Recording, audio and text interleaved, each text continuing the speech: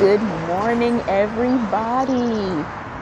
And an extra good morning to the 125 people that actually subscribed this morning. That is such a good thing to wake up to. That's the whole point of this sisterhood. And those of you who don't know me, my name is Natasha. I am a mindset strategist and a mental health coach.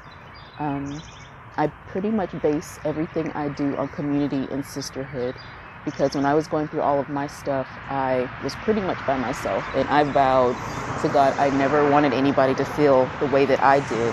So my thing is, bringing people together and us just going through life together, linking arms and just being happy.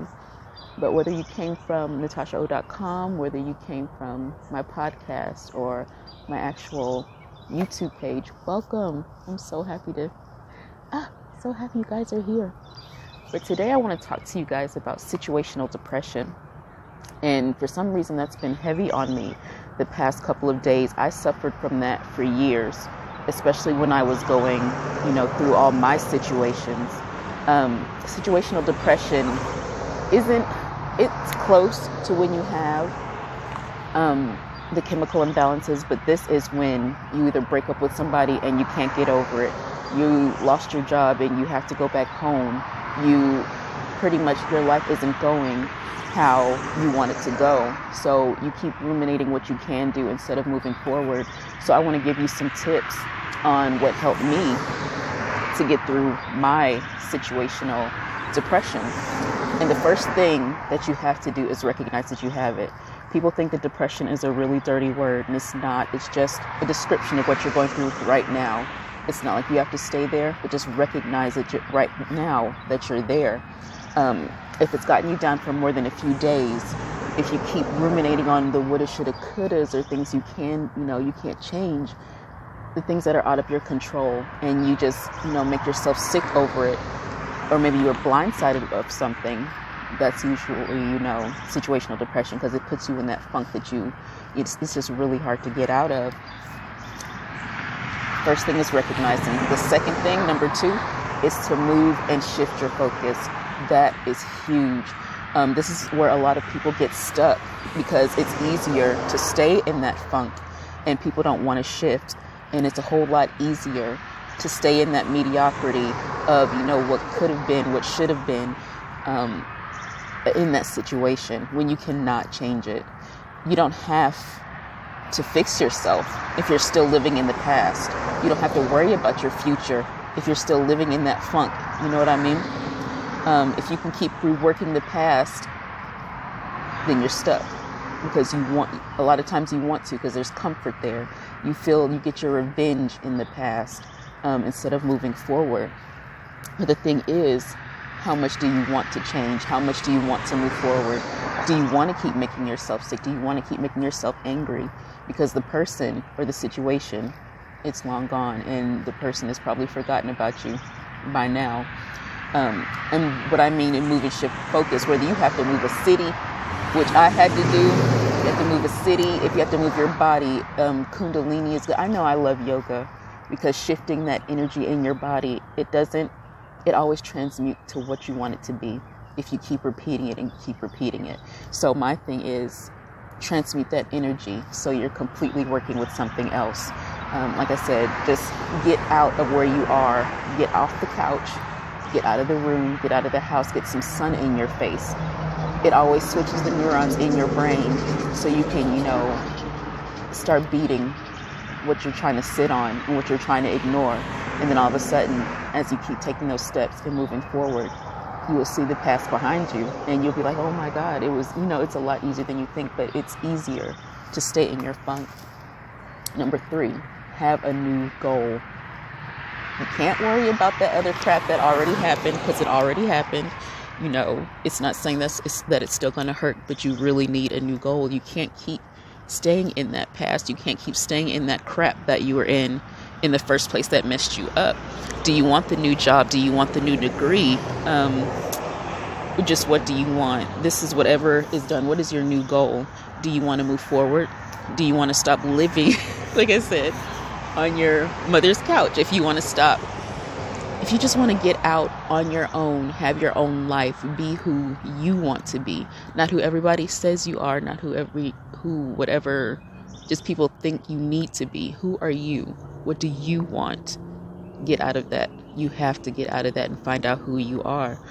If you say you hate something, what are you doing to change it? Whether it be your weight, your living situation, your relationship situation, what are you doing to change it?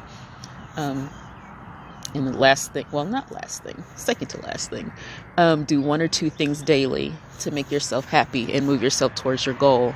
Whether it's, you can do 15 minutes of walking, 15 minutes of exercise, 15 minutes of yoga, read a chapter a day. Every single thing that you do to move you forward moves you forward.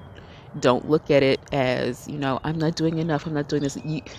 Depression is ugly and it's stupid and it shouldn't be, but it is. Every single thing you do daily that pushes you closer to your goal and you see it, it changes your mind, it changes your brain, and that's what we need to focus on. A lot of times, you get caught up in the fact that you're not doing enough when you're doing more than enough. A lot of people don't even want to move, and that's a huge thing with situational depression. You just want to sit there and, just be stuck. And number 5, the last thing, something I wish that I had when I was going through, a community, a safe community that understands you. When I was going through it, y'all, few things are lonelier than not having anybody when you're going through situational depression or regular depression or an abusive relationship or just a life change. And y'all, when I was going through all my stuff, it was just me and my therapist for a good 1.5 years because I didn't have anything else. I didn't have anyone else. One of the main reasons I even do what I do is because of the sisterhood and the community that I needed. I didn't want anybody to go through what I went through by myself or by themselves. I never want anybody to feel how I felt. It sucked. That's why I always encourage people to reach out at the end of my videos or on my podcast or website or anything. Regardless, if you want to email me, hello@Itsnatashaoh.com. Sit right there in the corner. Like I said, nothing is lonelier than not having a good friendship or somebody to talk to besides your therapist. Sometimes you need the extra. The therapist is really good, of course, don't get me wrong, but sometimes you just want that verbal confirmation, that a friend can give you, to check on you, consistently and just make sure you're okay. And that's what, Sister Talk and our tribe is about. Those of you who already know, who are already here.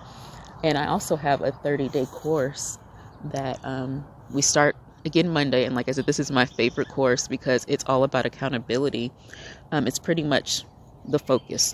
You get group coaching from me every single week. I check in with you multiple times a day, and you check in with your sisters, and it's going to be for 4 weeks. It's amazing, y'all. I've created downloads and journals and prompts and everything. If you wanted to get it bound up at Kinko's or FedEx Express, that's perfect too. It's pretty much to regain your power and your trust in yourself. It's so you won't be alone. It's 30 days of us walking forward. It's 30 days of you speaking the life you want into existence. We're walking forward, all of us together, because I'm here with you. Like I said, I wish I had that when I was going through. And all of it is pretty much, you need the accountability. You just need the love of your sisters, and you just, need that accountability to move forward. But it's 30 days. Go to Itsnatashaoh.com or hello@Itsnatashaoh.com for more info on that. We'll be together for 4 weeks. 30 days, daily accountability, daily love, our prompts. You have pre-work for the weekend before we actually start, because I want some systems from you guys in place, like, the list of what makes you happy, everything, because we're going to walk this out every single day, whether you're going to be losing weight, whether you're going to, you just want a mindset shift. We're writing it down and we're walking forward towards it. And I am so freaking excited. But yeah, guys, you don't have to stay stuck. You don't have to You don't have to have the life everyone else has. You don't have to live in mediocrity. You don't have to stay stuck. And that's the whole point of this.